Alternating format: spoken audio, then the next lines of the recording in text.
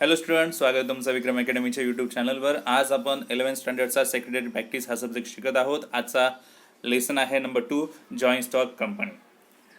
तर हा पहिला पार्ट जो आहे 2.1 इव्होल्युशन ऑफ बिझनेस ऑर्गनायझेशन हा सध्याच्या पोर्शनमध्ये रिड्यूस केलेला आहे, बट आपण शॉर्टमध्ये डिस्कस करणार आहोत. हे इथे तुम्ही पाहू शकता, चार्ट दिलेला आहे तुमच्यासमोर. Forms of business organisation. आतापर्यंत बिझनेसचे कोणकोणते फॉर्म्स आपल्यासमोर आहेत. सगळ्यात पहिला जो आहे तो म्हणजे सोल ट्रेडिंग कन्सर्न. हा खूप एकदम जुना फॉर्म आहे बिझनेसचा आणि हा ट्रेडिशनल फॉर्म आहे असं म्हणूया, जिथे एकटा व्यापारी असतो. सोल म्हणजे सिंगल सेलर असणार आहे आणि तो संपूर्ण बिझनेस एकटा हँडल करत असतो. सगळ्या रिस्पॉन्सिबिलिटीज, सगळं मॅनेजमेंट बिझनेसचं तोच सांभाळत असतो. सगळा प्रॉफिट त्यालाच मिळेल, सगळा लॉससुद्धा त्यालाच मिळेल जर बिझनेसमध्ये होणार असेल. तर नंतर फॉर्म आहे बिझनेसचा तो म्हणजे जॉईंट हिंदू फॅमिली.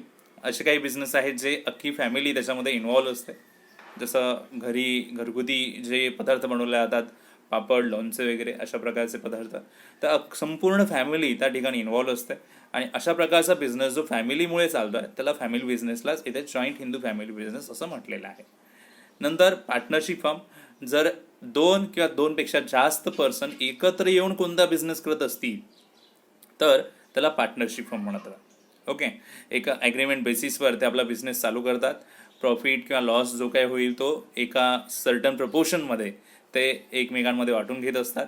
त्यांना पार्टनरशिप फर्म म्हणायचं. नंतर लिमिटेड लायबिलिटी पार्टनरशिप आहे.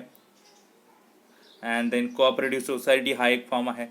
सो असे खूप सारे फॉर्म्स आहेत जे आत्तापर्यंत उदयास आले आणि त्याप्रमाणे बिझनेस चालू झाले. पण आता सगळ्यात महत्त्वाचा जो मॉडर्न बिझनेसचा फॉर्म आहे तो म्हणजे जॉईंट स्टॉक कंपनी. हे आपल्या लेसनचंही नाव आहे. जॉईंट स्टॉक कंपनी हा महत्त्वाचा कन्सेप्ट आहे. मॉडर्न इंडस्ट्रीमध्ये हा महत्त्वाचा पार्ट आहे. एक मेन ऑर्गनायझेशन म्हणू शकतो, बिझनेसचा फॉर्म म्हणू शकतो. सो आपल्याला याच्याबद्दल स्टडी करायची आहे या टॉपिकमध्ये. ठीक आहे, चला पाहूया जॉईंट स्टॉक कंपनीमध्ये नक्की काय असायला हवं. तर आपण डायरेक्टली मिनिंग, डेफिनेशन पाहणार आहोत आणि फीचर्ससुद्धा पाहणार आहोत इथे जॉईंट स्टॉक कंपनीचे. So company means a group of individuals who are associated for a lawful common purpose और गोल. असे काही इंडिव्हिज्युअल्स किंवा ग्रुप ऑफ इंडिव्हिज्युअल्स एकत्र येतात ज्यांचा काही कॉमन पर्पज असेल, गोल असेल, आणि मग तिथून फॉर्म होते कंपनी. सो गोल काय असू शकतो? गोलमध्ये इन्क्लूड असू शकतो इकॉनॉमिक गोल असू शकतो किंवा ॲज वेल ॲज नॉन इकॉनॉमिक गोलसुद्धा असू शकतो. नॉन इकॉनॉमिक गोल म्हटल्यावर काय असणार आहे? बिझनेस करणं, चॅरिटी देणं, research, sports, art, entertainment et cetera. हे काही नॉन इकॉनॉमिक ऑब्जेक्टिव्ह असू शकतात, गोल असू शकतात. कोणतंही गोल किंवा कॉमन पर्पज असणारी पर्सन्स, ग्रुप ऑफ इंडिव्हिज्युअल्स एकत्र येऊन कंपनी फॉर्म करतात. Capital is invested by a large number of persons. आणि जे कॅपिटल लागतं ते खूप मोठ्या ह्यूज लेवलवर लागतं आणि हे इन्व्हेस्ट केलं जातं खूप साऱ्या पर्सन्सकडून, मेंबर्सकडून. In simple words, company is a voluntary association of persons for carrying some business and sharing the profit therefrom. म्हणजे कंपनी हा एक व्हॉलंटरी असोसिएशन आहे, एक ऐच्छिक तयार केली जाणारी संस्था. इच्छेप्रमाणे काही पर्सन एकत्र येतात आणि आपला गोल पूर्ण करण्यासाठी ते ही व्हॉलंटरी असोसिएशन फॉर्म करतात, म्हणजे कंपनी फॉर्म करतात. त्याच्यामध्ये होणारा प्रॉफिट वगैरे जो आहे ते एकमेकांमध्ये शेअर करून तो घेतला जातो, जेवढे इन्व्हेस्ट करणारे पर्सन असतील ते. Joint stock company can collect huge capital for the business. आता जॉईंट स्टॉक कंपनी हा असा बिझनेसचा फॉर्म आहे तो मोठ्या ह्यूज लेवलवर कॅपिटल गोळा करत असतो. Capital of company is divide into small number of indivisible unit of fix amount. आणि जे कॅपिटल असणार आहे ते छोट्या छोट्या युनिट्समध्ये डिवाइड केलेलं असेल. एवढं मोठं कॅपिटल असतं की ते छोट्या छोट्या युनिटमध्ये डिवाइड केलेलं असेल. एक सर्टन त्याला फिक्स अमाऊंट दिलेली असेल. असा हा छोटासा युनिट जो आहे कॅपिटलचा त्याला शेअर असं म्हटलं जातं. Okay, person who purchase shares, म्हणजे असे युनिट जे आहेत, जे शेअर्स आहेत ते परचेस केले जातात मेंबर्सकडून, पब्लिककडून. जो कोणी शेअर परचेस करेल तो पर्सन असेल शेअर होल्डर. आणि शेअर होल्डर जर असे शेअर परचेस करत असेल तर तो शेअर होल्डर कंपनीचा ओनर असतो. मग आता जर कॉमन पब्लिक जे आहे, नॉर्मल पब्लिक जे आहे, तर पब्लिकनी जर शेअर्स घेतले तर पब्लिक शेअर होल्डर बनेल. म्हणजे याचा अर्थ पब्लिक त्या कंपनीचं ओनर बनेल. So, shareholder is the part of owner of the company. The ownership of the company is with shareholders while its day-to-day administration is in the hands of directors. जरी ही शेअरहोल्डर्सच्या मालकीची company म्हणली तरी त्याचं कामकाज सगळे शेअरहोल्डर्स मिळून नाही चालू शकत. कारण जर हजारो शेअर्स, लाखो शेअर्स मार्केटमध्ये आणले असतील, पब्लिकने लाखो शेअर्स घेतले आहेत, तर याचा अर्थ लाखो लोक कंपनीचे ओनर झाले. आता सगळे लाखो लोक येऊन बिझनेसचं ते कामकाज नाही पाहू शकत. त्यांच्या वतीने काही महत्त्वाचे पर्सन्स जे क्वालिफाय असतील, जे स्किलफुल पर्सन असतील, असे पर्सन्स सिलेक्ट केले जातात आणि ते त्यांच्या बिहाफमध्ये बिझनेसचं काम पाहत असतात, म्हणजेच ॲडमिनिस्ट्रेशनवर लक्ष देत असतात. Who are the elected representative of shareholders? Yes. Directors are collectively known as board of directors. Directorsला एकत्रितपणे board of directors म्हटलं जातं. The portion of the profit of the company distributed among the shareholders is known as dividend. जो काही profit होईल तो ओनर्समध्ये म्हणजेच शेअरहोल्डर्समध्ये divide केला जातो आणि तो डिवाइड करून देणं त्यालाच डिव्हिडंड असं म्हटलं जातं. आता डेफिनेशन दिलंय जॉईंट स्टॉक कंपनीची. पहा, छोटीशी डेफिनेशन आहे. According to section 2 subsection 20 of the Companies Act 2013. काय डेफिनेशन आहे? Company means a company incorporated under this act or under any previous company law. कोणत्याही कंपनी ऍक्ट प्रमाणे जी कंपनी म्हणून फॉर्म होणारा बिझनेस आहे त्याला आपण कंपनी म्हणायचं. It means every organization would get the status of the company if it is incorporated under the relevant law as a company before or after the enactment of the Companies Act 2013. म्हणजे या act प्रमाणे जर आपण ती company incorporate करत आहोत, यांच्याकडे register करत आहोत, तर आपल्या कंपनीला स्टेटस मिळणार ॲज अ कंपनी म्हणून. म्हणजे तो कोणताही बिझनेस ऑर्गनायझेशन असेल, जर या ऍक्ट प्रमाणे आपण रजिस्टर करत असू तर तो business organisation as a company म्हणून पुढे येणार. According to professor H.L. हॅने यांची डेफिनेशन काय पहा. Joint stock company is a voluntary association. ही एक ऐच्छिक असोसिएशन आहे. सगळे इंडिव्हिज्युअल्स ज्यावेळेस एकत्र येतात आणि ते कॉमन पर्पजसाठी ही असोसिएशन चालू करतात. ही ऐच्छिक आहे. प्रॉफिटसाठी having its capital divided into transferable shares the ownership of which is the condition of the membership. मग ही अशी असोसिएशन आहे जी कॅपिटल डिवाइड करते छोट्या छोट्या शेअर्समध्ये. ओनरशिप जी आहे ती ट्रान्सफर्ड होते मेंबरशिपकडे, मेंबर्स जे असणार आहेत त्यांच्याकडे, आणि ओनर जे काम करणारे जे ॲडमिनिस्ट्रेशन पर्पज आहे तो डायरेक्टरकडे जातो. सो जॉईंट स्टॉक कंपनीचं मिनिंग सांगितलं की ही ऐच्छिक असोसिएशन आहे. ओके, सो या डेफिनेशनमधून काही महत्त्वाचे पॉईंट समोर येतात. Joint stock company is an incorporated association. ही एक इनकॉर्पोरेटेड असोसिएशन आहे जी कायद्याप्रमाणे रजिस्टर होणं गरजेचं आहे. Which is an artificial person created by law. म्हणजे लॉप्रमाणे, कायद्याप्रमाणे ही एक आर्टिफिशियल पर्सन क्रिएट झालेली आहे. यांना एक सेपरेट नाव असतं, कंपनीला एक सेपरेट नाव दिलेलं असतं, एक स्वतंत्र कायदेशीर अस्तित्व मिळालेलं असतं आणि हे कायमचं अस्तित्व असतं, कधीही न बंद होणारं. The liability of its member is limited. जे कोणी मेंबर असणार, शेअर होल्डर असणार, त्यांची लॅबिलिटी लिमिटेड असते.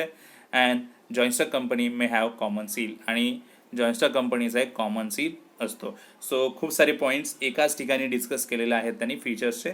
आता हे फीचर्स आपल्याला ते समोर बघायचे आहेत. जॉईंट स्टॉक कंपनी हा जो मॉडर्न बिझनेस फॉर्म आहे त्याचे महत्त्वाचे फीचर्स काय आहेत, तर इथे 12 फीचर्स दिलेले आहेत. आपण वन बाय वन डिस्कस करणार आहोत. व्हॉलंटरी असोसिएशन हा पॉईंट आपल्याला मिनिंग्समध्ये पाहायला मिळाला. आता सुद्धा दिलेला आहे. व्हॉलंटरी असोसिएशन म्हणजे व्हॉलंटरी याचा अर्थ ऐच्छिक, असोसिएशन म्हणजे ऑर्गनायझेशन किंवा संस्था म्हणू शकता. खूप सारे पर्सन्स एकत्र येऊन एक व्हॉलंटरी असोसिएशन येऊन ऐच्छिक पद्धतीने ह्या कंपनीची स्थापना करत असतात. Membership of the company is open to all. आणि या कंपनीचं मेंबर होण्यासाठी ही सगळ्यांसाठी ओपन असते. जसे म्हणजे शेअर्स आणले जातात आणि मग शेअर्स घेणारा पर्सन शेअर होल्डर किंवा मेंबरसुद्धा होऊ शकतो. A person at his own wish can become or leave membership of the company subject to the provision of articles of association of the company. So कंपनीची काही नियमावली असते, रूल्स असतात, रेग्युलेशन असतात. त्यांच्या अंडर कोणताही मेंबर स्वतःहून तिथे येऊ शकतो, मेंबरशिप घेऊ शकतो किंवा तो मेंबरशिपमधून जाऊही शकतो, प्रत्येकाची इच्छा. त्यामुळे हे ऐच्छिक असोसिएशन आहे असं म्हटलं जातं. Incorporated association.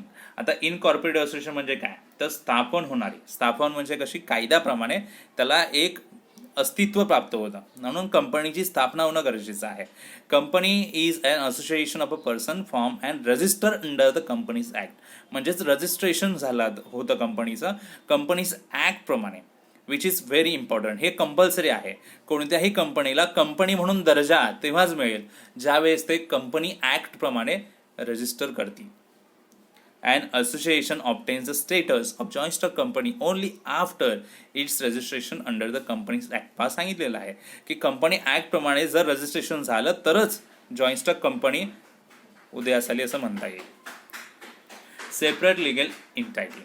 स्वतंत्र कायदेशीर अस्तित्व. आता असं का म्हटलेलं आहे, तर इथे कंपनीला हा फायदा होतो की एक स्वतंत्र अस्तित्व असतं. म्हणजे काय, तर जे कंपनीचे ओनर आहेत म्हणजे शेअर होल्डर हे वेगळे असतात स्वतंत्र, आणि कंपनी म्हणून आपला बिझनेस स्वतंत्र असतो आणि त्याला कायद्याने मान्यता मिळाली आहे. म्हणजे कंपनी रजिस्टर होते, बरोबर, कायद्याने त्यांना एक स्वतंत्र मान्यता मिळते. म्हणजे बिझनेस फॉर्म हा वेगळा आहे, ओनर वेगळे आहेत, म्हणजे सगळे सेपरेट झाले ना. येस, म्हणजे इथे एक्झिस्टन्स आहे, मेंबर्सचं वेगळं, डायरेक्टर्सचं वेगळं. मेंबर्स ओनर आहेत आणि ते लायबल आहेत की कंपनीला जी काही लायबिलिटी आहे ती देण्यासाठी, म्हणजेच शेअर्स घेतले असतील तर शेअर्सचे पैसे वगैरे देण्यासाठी. पण प्रत्येकाच्या ड्युटी वेगळ्या आहेत. ओके, राईट्स आहेत शेअरहोल्डर्सला, बरोबर, ड्युटीज आहेत शेअरहोल्डरला, बरोबर. पण कंपनी हे वेगळं अस्तित्व असतं आणि ओनर हे वेगळं अस्तित्व आहे. म्हणून सेपरेट लिगल एंटायटी, कायद्याप्रमाणे कंपनीला एक वेगळं स्वतंत्र अस्तित्व मिळालेलं आहे. Artificial person. A joint stock company is an artificial person created by law. ही एक आर्टिफिशियल पर्सन आहे जी लॉ प्रमाणे क्रिएट होत आहे. म्हणजे काय, आता आपण नॉर्मल जो जिवंत पर्सन असणार आहे, लाईव्ह पर्सन, ज्याला आपण नॅचरल पर्सन म्हणणार आहोत. ओके, बट नॅचरल पर्सन आहे, बरोबर. नॅचरल पर्सन्स असं एकत्र येऊन ज्यावेळेस असं ऑर्गनायझेशन फॉर्म करतात, त्यांना पण एक स्वतंत्र एखाद्या व्यक्तीप्रमाणेच त्यांना सगळे राईट्स मिळतात, तसे आपल्याला आहेत. सो अशी जी पर्सन आहे जी लॉमुळे क्रिएट होते, म्हणजे कंपनी ही अशी एक पर्सन आहे जी लॉमुळे क्रिएट होते, म्हणून त्याला आर्टिफिशियल पर्सन असं म्हटलं जातं. ओके, ती नॅचरल नाही आहे, स्वतःचं काम स्वतः नाही करू शकत. ओके, ते काम करण्यासाठी नॅचरल पर्सन्स गरजेचे आहेत. म्हणजे आपण नॉर्मल पर्सन्स तिथे असले पाहिजेत तरच त्यांचं कामकाज होणार आहे, त्या आर्टिफिशियल पर्सनचं कामकाज होईल. त्यांना चालण्यासाठी नॅचरल पर्सनची गरज आहे, पण आर्टिफिशियल पर्सन स्वतःचे काम स्वतः करू शकत नाही. म्हणून याला आर्टिफिशियल पर्सन म्हटलंय. लॉ प्रमाणे याला एक स्वतंत्र अस्तित्व मिळालंय ना, म्हणून आर्टिफिशियल पर्सनचा हा पॉईंट इथे क्रिएट होतो. It enjoy certain legal rights like a person, for example enter into contracts, purchase and sale assets and property. याच्या नेमच्या अंडर वेगवेगळे कॉन्ट्रॅक्ट्स साईन केले जातील. परचेस सेल होणार या नेमच्या अंतर्गत कंपनीच्या. अपॉइंट केले जातील पर्सन्स एम्प्लॉईजला, but it can not act on its own like a natural person. Natural पर्सनप्रमाणे स्वतःहून काहीही ॲक्ट करू शकत नाही. आपण स्वतःच्या मनाने ॲक्ट करू शकतो आपले स्वतःचे, पण कंपनी असे स्वतःचे ॲक्ट स्वतः करू शकत नाही. नॅचरल पर्सनची गरज तिथे लागतेच. म्हणून कंपनी ही एक अशी पर्सन झाली ज्याला आर्टिफिशियल पर्सन म्हटलेलं आहे. परपेच्युअल सक्सेशन म्हणजेच कायमचं अस्तित्व. कंपनी एकदा सुरू झाली की ती कायमची सुरू झाली असं म्हणता येईल. ती कधी बंद होईल असं आपण विचार सुद्धा करून बसायचं नाही आहे. म्हणजे एक प्रकारे यांना कंटिन्युअस एक्झिस्टन्स मिळत आहे. Its existence is not affected by death, insolvency or retirement of any its members. म्हणजे आणखीन काय म्हणता येईल आपल्याला, जर एखादा ओनर समजा इन्सॉल्वंट झाला, दिवाळखोर झाला, पैसे नसतील, कर्जबाजारी झाला आहे तो, किंवा डेट झाला, किंवा वेडा वगैरे झाला. ओके, सो अशा वेळेस बिझनेसवर त्याचा इफेक्ट नाही पडत, बिझनेस बंद नाही होणार. एखादा ओनर, एखादा शेअरहोल्डर काही त्याचा प्रॉब्लेम झाला तर बिझनेस बंद नाही होणार, कंपनी बंद नाही होणार. याचाच अर्थ कंपनी सुरूच राहणार आहे, म्हणजे कंटिन्युअस एक्झिस्टन्स राहणार आहे, मेंबर्सचा काही प्रॉब्लेम होऊ द्या. So company enjoys a very long and stable life. म्हणून कंपनीची लाईफ ही खूप मोठी असते अँड स्टेबल असते. ओके, जर काही प्रॉब्लेम झाला तर त्या सर्टन सिच्युएशनमध्ये कंपनी बंद होऊ शकते, वाइंड अप होऊ शकते, पण त्याला ही काही लिगल प्रोसिजर आहे. ओके, पण शक्यतो असं समजलं जातं की कंपनी म्हणजे लॉंग लाईफसाठी आहे, कायमचं अस्तित्व त्यांना मिळालेलं आहे. पुढे कॉमन सील हा पॉईंट आहे. Joint stock company is artificial person without physical existence like a natural person. आता कंपनी ही आर्टिफिशियल पर्सन आहे, नॅचरल नाही आहे. नॅचरल पर्सन म्हटलं की आपण आपली आयडेंटिटी आपल्या थंबनी किंवा सिग्नेचरनी दाखवून देत असतो. कंपनी असं काय करू शकते, तर कंपनी आर्टिफिशियल पर्सन आहे, थंब साईन वगैरे काही देऊ शकत नाही आहे, बरोबर की नाही. सो याचा अर्थ कंपनीला काहीतरी एक असं सील पाहिजे की ते त्या कंपनीचा एक पुरावा बनेल की ती त्याच कंपनीचा आहे. सो कॉमन सील एक सिग्नेचर प्रमाणे काम करणारे आर्टिफिशियल पर्सनच्या पॉईंट ऑफ व्ह्यूने. It is affects in all important documents and contracts of the company. कंपनीचे जेव्हा जेव्हा कॉन्ट्रॅक्ट्स होतील तेव्हा हे डॉक्युमेंट्सवर किंवा कॉन्ट्रॅक्ट्सवर एक महत्त्वाचं कॉमन सील म्हणून अफिक्स केलं जाईल. Usually two directors and the secretary sign the documents as witness after the seal is affixed. पण तरी सुद्धा डायरेक्टर्स आणि सेक्रेटरी त्या सीलवर सिग्नेचर्स करत असतात, कारण त्याला एक विटनेस हवा असतो त्या कॉन्ट्रॅक्ट्सला म्हणून. Limited liability. शेअर होल्डर जे आहेत कंपनीचे म्हणजे जनरल पब्लिक ज्यावेळेस शेअर्स घेते त्या शेअर्सची प्राईस सर्टन असते. समजा 10 रुपीजची प्राईस आहे एका शेअर्सची. शेअर होल्डरनी 10 रुपये दिले आणि तो कंपनीचा ओनर बनला. तो ओनर बनल्यावर त्याला काही काम करायचं नाही आहे. काम करणारे दुसरे व्यक्ती असतात, डायरेक्टर वगैरे असतात. मग हे डायरेक्टर काम करतात, कंपनीला प्रॉफिट होतो आणि हा प्रॉफिट ओनरला मिळत असतो. म्हणजे ओनरला फक्त पैसे द्यायचे आहेत आणि गप्प बसायचं आहे. जेव्हा प्रॉफिट मिळेल तेव्हा तो घ्यायचा आहे डिव्हिडंडच्या रूपामध्ये. म्हणजे इथे शेअर होल्डरची काही आणखीन काही जबाबदारी येते का? नाही. म्हणजे इथे शेअर होल्डरची लॅबिलिटी लिमिटेड झाली. फक्त जे शेअर्सचे फेस व्हॅल्यूचे पैसे आहेत तेवढे पैसे द्या आणि गप्प बसा. Shareholder is a liable to pay only the unpaid amount on it shares. त्याच्या शेअर्सवर जेवढी अनपेड अमाऊंट असेल तेवढीच तो पेड करणार आहे. Share holder is not concern with debts and liabilities of the company. Personal property of the shareholders can not be use for repayment of debts of company. समजा company कर्जामध्ये डुबलेली आहे, भरपूर loan आहे, अशा वेळेस ओनरची कोणतीही प्रॉपर्टी ते यूज केली जाणार नाहीये. ठीक आहे, शेअरहोल्डरशी काहीही संबंध येणार नाहीये ते लोन रिपे करण्यासाठी. म्हणूनच शेअरहोल्डरची लायबिलिटी लिमिटेड आहे असं म्हटलेलं आहे. नेक्स्ट पॉईंट आहे separation of ownership and management. हे आधीही आपण डिस्कस केलं. तर जनरल पब्लिक जे आहे ती शेअर्स घेऊन शेअरहोल्डर्स बनत असते, कंपनीची ओनर बनत असते. असे लाखो शेअरहोल्डर असतात, लाखो पब्लिक असते आणि ते शेअर्स घेतात आणि शेअरहोल्डर बनतात. आता लाखो ओनर्स झाले तर ते स्वतःहून येऊन तिथे काम करू शकत नाही आहेत. ते वेगवेगळ्या एरियामध्ये, वेगळ्या ठिकाणी, वेगळ्या प्लेसमध्ये पसरलेले असतात. सो असे मेंबर्स, असे शेअरहोल्डर्स येऊन तिथे काम नाही करू शकत, कंपनीचं कामकाज नाही पाहू शकत. मग अशा वेळेस गरज लागते काही स्किलफुल पर्सनची जे शेअरहोल्डर्स मधूनच निवडले जातात आणि असे काही सर्टन पर्सन्स कंपनीचं कामकाज पाहत असतात, म्हणजेच डायरेक्टर्स. म्हणजे इथून समजतं आपल्याला की डायरेक्टर्स मॅनेजमेंट काम समजतात आणि ओनरशिप हे शेअरहोल्डर्सकडे असते. म्हणजेच ओनरशिप आणि मॅनेजमेंट दोन्हीही सेपरेट इथे होत असणार आहे. ट्रान्सफरेबिलिटी ऑफ शेअर्स. आता ट्रान्सफरेबिलिटी जी आहे ती काय असणार आहे बघा. ट्रान्सफर करू शकतो आपण शेअर्स असं म्हटलेलं आहे. जेव्हा कंपनीचे शेअर्स आपण घेणार तेव्हा हे शेअर्स फ्रीली एका पर्सनकडून दुसऱ्या पर्सनकडे ट्रान्सफर केले जाऊ शकतात. म्हणजे शेअर्स आपण सेल करू शकतो किंवा परचेस करू शकतो जेव्हा आपल्याला हव्यात तेव्हा. सो मेंबरशिप, आपण शेअर परचेस करणार तर आपल्याला मिळेल, आपण सेल केले तर आपल्याकडून मेंबरशिप कॅन्सल होईल आणि ती दुसऱ्या पर्सनकडे जाईल. ठीक आहे. Number of members. Joint stock company usually own by a large number of persons. Joint stock company म्हटलं की ते खूप मोठ्या क्वांटिटीमध्ये पर्सन असतात जे मेंबर बनतात. प्रायव्हेट लिमिटेड कंपनीमध्ये मिनिमम 2 मेंबर असतात, मॅक्झिमम 200 मेंबर असतात. पब्लिक लिमिटेड कंपनीमध्ये मिनिमम 7 मेंबर्स असायला हवेत, मॅक्झिमम लिमिट याच्यामध्ये काहीही नसतं. Capital. Joint stock company can raise huge capital. Joint stock कंपनीमध्ये लाखो लोक स्वतःहून शेअर्स घेत असतात आणि कंपनीला कॅपिटल पुरवतात. म्हणजे इथे खूप मोठ्या प्रमाणामध्ये कॅपिटल गोळा होता. लार्ज नंबर ऑफ मेंबर्स असल्यामुळे huge amount of capital can be collected by the company in the form of shares, debentures, bonds, public deposit etcetera. So या सगळ्या माध्यमातून कंपनी कॅपिटल गोळा करत असते. शिवाय कंपनी लोन पण घेऊ शकते बँकांकडून, फायनान्शियल इन्स्टिट्यूट्स कडून. सो कंपनीकडे खूप मोठ्या क्वांटिटीमध्ये, मोठ्या ह्यूज लार्ज अमाऊंटमध्ये कंपनीला कॅपिटल मिळत असतं. Government control.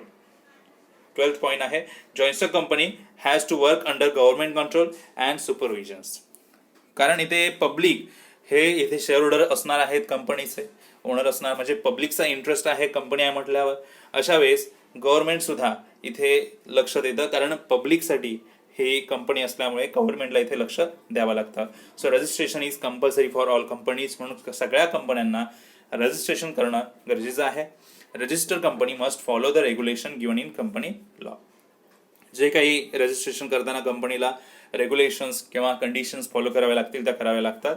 Company has to file a copy of statement of profit and loss, balance sheet and other financial statement with registrar. Registrar म्हणजे एक नोंदणी अधिकारी असतो जो कंपनीला नोंदणी करून देण्यासाठी मदत करत असतो.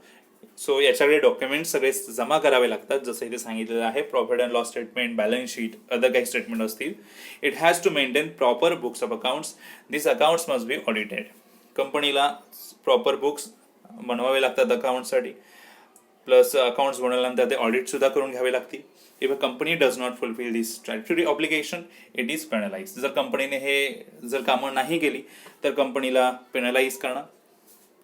दिस control is essential to protect the financial interest of small investor. मग छोट्या छोट्या इन्व्हेस्टर्सचा इंटरेस्ट सांभाळण्यासाठी किंवा प्रोटेक्ट करण्यासाठी गव्हर्नमेंट हे अशा पद्धतीने कंट्रोल ठेवत असतं कंपन्यांवर. तर महत्त्वाचे फीचर्स आपण इथे पाहिले जॉईंट स्टॉक कंपनीचे. ठीक आहे, तर या व्हिडिओमध्ये आपण एवढाच स्टडी करत आहोत. आता भेटूया आपण नेक्स्ट व्हिडिओमध्ये. तोपर्यंत गुड बाय, टेक केअर.